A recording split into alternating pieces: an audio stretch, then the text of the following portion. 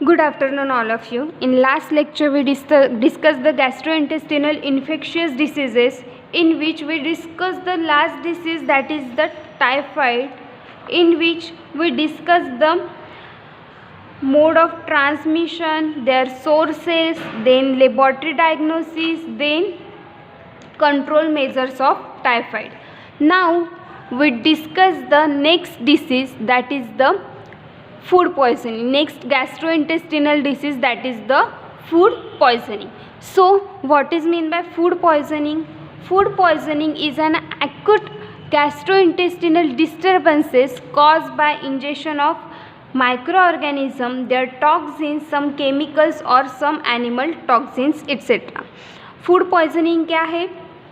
Acute gastrointestinal disturbances है, यानी कि गैस्ट्रोइंटेस्टिनल इन्फेक्शन है, इन विच क्या होता है, गैस्ट्रोइंटेस्टिनल में इंटेस्टाइन में डिस्टर्बेंसेस प्रोड्यूस करता है. अगर बाय चांस हमने इंजेक्शन कर लिया of micro organism, contaminated food, drinks या फिर other chemicals like animal toxins या फिर देयर टॉक्सिन्स, ऐसे अगर फूड और ड्रिंक्स हमें जो कॉन्टेमिनेटेड है बैक्टीरिया से या फिर कोई माइक्रो ऑर्गेनिज्म से, और वो हमने इंजेक्शन कर लिए, तो वो प्रोड्यूस करता है हमारा गैस्ट्रोइंटेस्टिनल डिस्टर्बेंसेस प्रोड्यूस करता है, in which we observe the symptoms, that is the abdominal cramps, then diarrhoea. Abdominal में हमें पेन होता है या फिर ऐसे क्रैम्प्स आते हैं, देन डायरिया. डायरिया यानी हमें लास्ट में ही देखा, डायरिया यानी क्या होता है, वाटरी फ्लूइड हमारे बॉडी में से, स्टूल में से फ्लो होता है. देन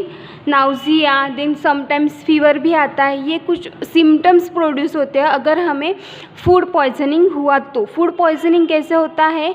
अगर हमने बाय चांस कुछ टॉक्सिक मटेरियल या फिर टॉक्सिक केमिकल्स के फूड या फिर ड्रिंक्स हमने इंजेक्शन कर लिए, हमने इनटेक कर लिए, तो उसकी वजह से हमारा जो गैस्ट्रोइंटेस्टिनल ट्रैक्ट है वो डिस्टर्ब हो जाएगा. वो डायरिया प्रोड्यूस करेगा या फिर एब्डोमिनल क्रैम्प्स प्रोड्यूस करेगा. ये प्रोड्यूस करने के बाद हम बता सकते हैं कि ये फूड पॉइजनिंग है. Next we move to the types of food poisoning, in which two types of food poisoning, that is the non-bacterial food poisoning and bacterial food poisoning. So we discuss the first non-bacterial food poisoning. Non-bacterial food poisoning occur due to the ingestion of chemicals like fertilizers, pesticides और plants and animal toxins. ये non bacterial foods क्या है, food poisoning क्या है, ये occur होते हैं due to the injection of chemicals like fertiliser, pesticide. जो प्लांट में हम फर्टिलाइज़र यूज़ करते हैं कि कुछ रोडेंट्स उसमें बैठ ना जाए या फिर कुछ प्रॉब्लम ना क्रिएट करें हमारे फ्रूट्स में या फिर प्लांट में, तो इसकी वजह से जो हम फर्टिलाइज़र करते हैं अगर वो हमारी बॉडी में इंटेक्ट हो गया तो उसकी वजह से भी हमारी बॉडी में गैस्ट्रोइंटेस्टिनल डिस्टर्बेंस ऑब्जर्व होते हैं, in which the food poisoning are occur. Then ये हो गया हमारा non bacterial food poisoning. Non bacterial food poisoning यानी क्या, बैक्टीरिया इसमें यानी कि बैक्टीरियल फूड पॉइजनिंग नहीं होता. इसमें बैक्टीरियल फूड पॉइजनिंग नहीं होता. इसमें केमिकल्स का इंजेक्शन अगर हमारी बॉडी में हुआ तो ये प्रोड्यूस होता है food poisoning, that is the non bacterial food poisoning. Then next is a bacterial food poisoning. So the bacterial food poisoning and acute gastrointestinal that are caused by ingestion of food contaminated with a bacteria or their product. ये जो bacterial food poisoning है ये occur होता है या फिर cause होता है bye the injection of food contaminated with a bacteria और देयर प्रोडक्ट्स. अगर किसी फूड में बैक्टीरिया का कॉन्टेमिनेशन हुआ है या फिर ड्रिंक में बैक्टीरियल का कॉन्टेमिनेशन हुआ है या फिर देयर सब्सटेंसेस और देयर सेम लाइक प्रोडक्ट्स का कॉन्टेमिनेशन हुआ है, तो इसकी वजह से ये बैक्टीरियल फूड पॉइजनिंग ऑकर होता है. That is for example the salmonella. Bacterial food poisoning में follow the ingestion of food or drinks containing perform toxins. Example from Staphylococcus aureus and Clostridium velchi. ये जो बैक्टीरियल फूड पॉइजनिंग है में follow करते हैं injection of food और drinks का which is containing a perform toxins, that is for example streptococcus aureus and clostridium welchii. Then the bacterial food poisoning is more commonly caused by ingestion of food contaminated with any of the numerous serotypes of genus Salmonella. देखो ये जो bacterial food poisoning है ये commonly spread होता है या फिर commonly cause होता है bye the injection of food contaminated. जब फूड कॉन्टेमिनेटेड होता है बैक्टीरिया से तो इसकी वजह से ये फूड पॉइजनिंग ऑकर होता है. कौन सा? Bacterial food poisoning. Then in which the जो सेरोटाइप है, सेरोटाइप ऑफ जीनस साल्मोनेला के बैक्टीरिया, उसकी वजह से ये बैक्टीरियल फूड पॉइजनिंग ऑकर होता है. Then this infective type of food poisoning required the multiplication of Salmonella not only in a food before injection but also in the intestine so that infective food poisoning occur. देखो इसमें क्या होता है, ये infective type of food poisoning है. इसमें multiplication occur होता है साल्मोनेला बैक्टीरिया का इन फूड में भी होता है. अगर इस बाई चांस हमने वो फूड इनटेक कर लिया, इंजेक्शन कर लिया, तो हमारी स्टमक में, हमारे इंटेस्टाइन में भी वो मल्टीप्लिकेशन प्रोड्यूस कर सकता है and which form a infective food poisoning occur. Then this is contrast with toxic food poisoning in having a larger या फिर longer incubation period between ingestion of food and onset of illness. The illness is often pyrexial, is characterized by abdominal pain, vomiting and diarrhea and lasts for several days. अगर ये food poisoning हुआ, bacterial food poisoning हुआ, तो इसका incubation period ये longer रहता है.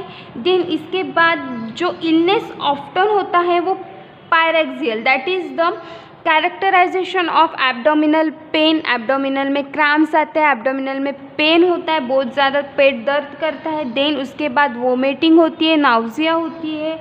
Then diarrhoea produce करता है and last for a several days. ये लास्ट यानी कि इंक्यूबेशन पीरियड हमने पहले ही बताया, इंक्यूबेशन पीरियड ये लॉन्गर है. ठीक है, तो ये सेवरल डेज के लिए रहता है जब बैक्टीरियल फूड पॉइजनिंग होता है तब. Then in some cases there is a systemic infection but this is unusual. The incidence of bacterial, that is the salmonella food poisoning is the highest in a summer month. ये जो bacterial food poisoning होता है salmonella bacteria का, ये highest होता है इन a summer month में. जो समर का वैकेशन होता है, जो समर मंथ्स होते हैं 4 months, उसमें ज़्यादातर ये पाया जाता है. Then probably associated with the higher temperature which encourage bacterial multiplication.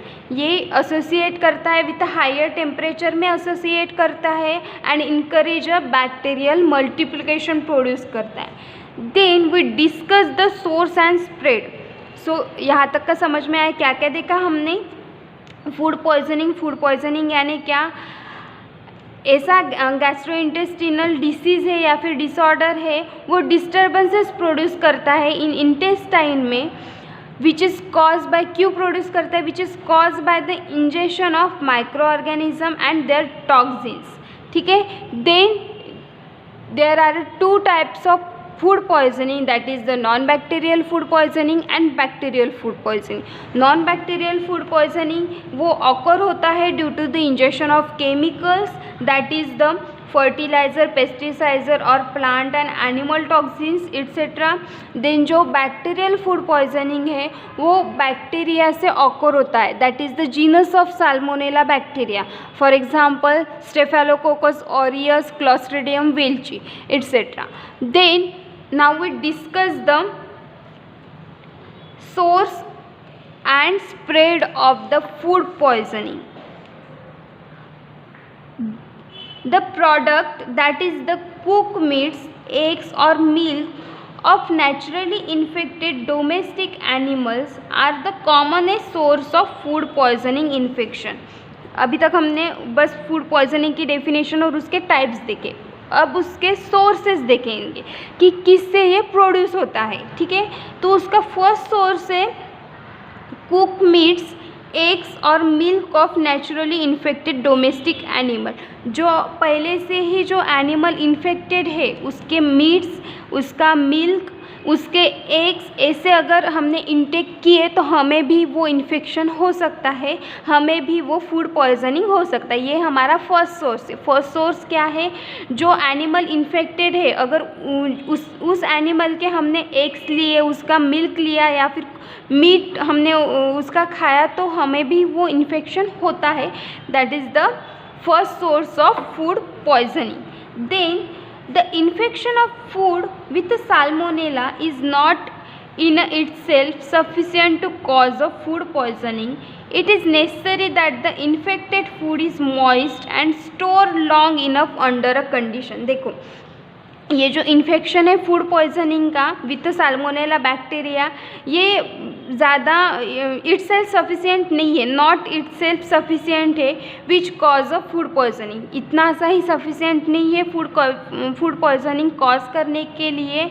It is a necessary that the infected food, जो इन्फेक्टेड फूड है वो हम ज़्यादा देर के लिए स्टोर्ड करते हैं under a condition allowing heavy growth of bacteria, that is the 24 hours in a warm area of a kitchen. Kitchen में अगर हमने 24 आवर्स के लिए एक आधा फूड हमने रख दिया विथ हायर टेम्परेचर या फिर कॉमन रूम टेम्परेचर पर एट 24 आवर्स, और उसके बाद अगर हमने कूल होने के बाद या फिर food should be subjected to through the cooking which would kill the non sporing bacilli susceptible to 60 degree Celsius in 10 minutes. देखो क्या बताया इसमें, जो इन्फेक्शन होता है फूड का विथ साल्मोनेला बैक्टीरिया का, ये प्रोड्यूस नहीं कर सकता फूड पॉइजनिंग, ये सफिशिएंट नहीं है कि फूड पॉइजनिंग वो प्रोड्यूस करेगा।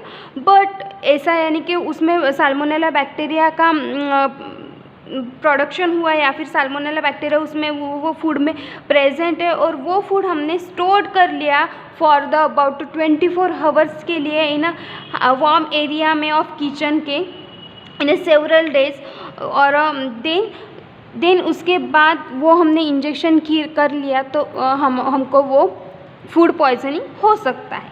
Then but in a cool larder and that the food should be subjected to through a cooking which would kill non-sporing bacilli. Although cooking of liquid foods easily render them safe. then इसके बाद अगर 24 hours के बाद भी हमने यानी कि उसको इंजेक्शन किया आफ्टर कुकिंग, तो जो लिक्विड फॉर्म में होता है ड्रिंक्स होते हैं तो वो उसके 60 डिग्री सेल्सियस पर अगर हमने 10 मिनट्स उसको कुक किया तो वो जो माइक्रो ऑर्गेनिज्म है वो तो किल हो जाएंगे। बट जो सॉलिड मटेरियल है तो वो पूरी तरह से कुक नहीं होता, तो उसकी वजह से क्या होता है, कुछ ना कुछ कुक भी कितना भी कर लिया तो कुछ ना कुछ तो उसमें बैक्टीरिया प्रेजेंट रहेगा और वो हमने इंटेक किए तो हमको फूड पॉइजनिंग हो सकता है। Then we discuss the next laboratory diagnosis. अभी हमने देखा कौन सा सोर्स एंड स्प्रेड। सोर्स में क्या देखा, जो इन्फेक्टेड एनिमल्स है अगर उसके हमने उसका मिल्क या फिर उसका मीट एग्स अगर हमने इंटेक कर लिए तो हमें फूड पॉइजनिंग हो सकता है। देन जो ऐसे फूड है जो 24 आवर्स के लिए या फिर उसको लॉन्गर टाइम के लिए हम प्रिजर्व करते हैं और वैसे ही खा लेते हैं तो वो भी हमको फूड पॉइजनिंग क्रिएट कर सकता है। देन ये तो हो गया हमारा source and spread. Then we discuss the laboratory diagnosis. Specimens of feces, vomit and any suspected food stuff must be sent to the laboratory and procedure for the isolation and identification of any suspect colonies are used identical with those of enteric fever pathogens. देखो laboratory diagnosis में हम क्या करते हैं, जो patient है, जो specimen है, उसके फीसेस, वोमिट या फिर सस्पेक्टेड फूड, जो हमने फूड खाया है उसकी वजह से जो हमें लग रहा है कि ये फूड खाने से मुझे फूड पॉइजनिंग हुआ, ऐसे फूड हम क्या करते हैं लेबोरेटरी डायग्नोसिस के लिए यूज़ करते हैं। Then if salmonella is identify further serotypes and identify by phage typing. अगर इसमें साल्मोनेला आइडेंटिफाई हुआ तो further serotype are identified by the phage typing. Then now we discuss the chemotherapy. If patient suffer severe diarrhea and become rapidly dehydrated, then restoration of electrolyte and fluid balance by intravenous therapy becomes essential. Then उसकी है chemotherapy. Chemotherapy में क्या देख रहे हैं हम, जो patient होते हैं वो सफ़र होते हैं सीवियर डायरिया, उसमें बहुत ज़्यादा डायरिया, सीवियर टाइप में डायरिया चला जाता है और उसका जो वाटर बैलेंस है वो पूरा डिस्टर्ब हो जाता है और वो डिहाइड्रेटेड हो जाता है। देन ऐसी कंडीशन में रिस्टोरेशन हम करते हैं इलेक्ट्रोलाइट एंड फ्लूइड बैलेंस का by the intravenous therapy becomes essential. Control trials have shown that the antibiotics do not shorten the duration of diarrhea, do not eliminate the causal organism, and have no influence on carrier state. Hence, no specific drug is prescribed. ठीक है, firstly क्या किया, जो patient है वो dehydrated हुआ तो उसको रिस्टोरेशन किया by the use of electrolyte and fluid balance से विथ इंट्रावेनस थेरेपी के साथ। देन कंट्रोल ट्रायल से जो ये डायरिया है, जो फूड पॉइजनिंग है, ये कंट्रोल में कैसे आए इसके लिए हम क्या करते हैं, एंटीबायोटिक्स देते हैं या फिर shorten the duration. Antibiotics do not shorten the duration of diarrhoea but do not eliminate the causal organism and have no influence on the carrier stage. Hence, no specific drug is prescribed. Then we discuss the control measures of food poisoning. The principles of prevention of salmonella food poisoning can be rapidly enunciated, that is the rising of animal free from infection. देखो ठीक है, ये food poisoning control करना है तो इसके लिए हम क्या करेंगे, इसका प्रिवेंशन कैसे करेंगे। ये जो फूड पॉइजनिंग है, साल्मोनेला फूड पॉइजनिंग है, ये क्या करता है, ये हम कैसे प्रिवेंट करेंगे, rising of animal free from infection. ये जो एनिमल्स है वो फ्री फ्रॉम इन्फेक्शन, यानी कि वो जो एनिमल्स है वो फ्री फ्रॉम इन्फेक्शन कर देंगे। Then elimination of contamination by rodents at all levels of food production. जो फूड प्रोडक्शन हम कर रहे हैं उसमें कोई भी तरह का कॉन्टेमिनेशन नहीं होना चाहिए, या फिर एलिमिनेशन करते हैं हम कॉन्टेमिनेशन बाय रोडेंट्स का। Then the prevention of contamination by human handlers at the wholesaler, retailer and hotel levels. जो प्रिवेंशन है, जो नेक्स्ट प्रिवेंशन है हमारा फूड पॉइजनिंग का, वो क्या है, कॉन्टेमिनेशन बाय ह्यूमन हैंडलर्स। जो ह्यूमन हैंडलर्स के यानी कि जो पैकेजिंग में कॉन्टेमिनेशन होता है हैंड की वजह से या फिर अदर ट्रांसपोर्ट की वजह से जो कॉन्टेमिनेशन होता है wholesaler, retailer and hotel level में, वो हमें प्रिवेंट करना चाहिए। फर्स्ट क्या प्रिवेंट करना चाहिए, जो एनिमल फ्री फ्रॉम इन्फेक्शन है वो हमें सेपरेट करने चाहिए। नेक्स्ट प्रिवेंशन है हमारा elimination of contamination by rodents in a food poisoning. Food production में जो कंटेमिनेशन होता है वो एलिमिनेशन करना चाहिए। देन नेक्स्ट प्रिवेंशन है हमारा ह्यूमन हैंडलर्स। ह्यूमन हैंडलर्स का कंटेमिनेशन अगर हुआ तो वो हमें प्रिवेंट करना चाहिए। Then the need for a continuing education of food handlers at all level of production make a implementation of this principle difficult। देखो देन उसके बाद जो फूड हैंडलर्स है उसको एजुकेशन देना चाहिए या फिर उनको बताना चाहिए कि ये कॉन्टेमिनेटेड करता है फूड, अच्छे से ग्लोव्स पहनो या फिर सैनिटेशन प्रोवाइड करो, सैनिटेशन रखो, ये सब कुछ एजुकेशन देते हैं हम फूड हैंडलर्स को. Then as in a most other, to control the spread of infection, the human element is the weakest link in the chain, so that the health education, particularly of food handlers, is a continuing requirement. ये हो गया हमारा control measures of food poisoning. Now we discuss the next bacteria, that is the Clostridium welchi. Clostridium welchi food poisoning.